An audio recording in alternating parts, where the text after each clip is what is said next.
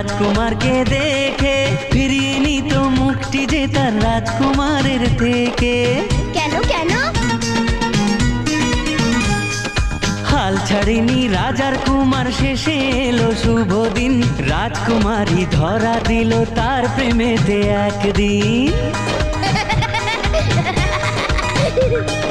ভালোবেসে গল্পে গানে করতো তারা মজা, কিন্তু তাদের ভালোবাসার বাঁধা স্বয়ং রাজা।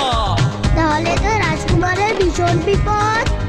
জানো, অন্য দেশের রাজকুমারের সঙ্গে মেয়ের বিয়ে ঠিক করেছেন রাজা মশাই, নিজেই সেথায় গিয়ে। ও সেই কথাটি জেনে রাজার কুমার ভেবে মরে কেমন করে থাকবে সে একা। এক যে ছিল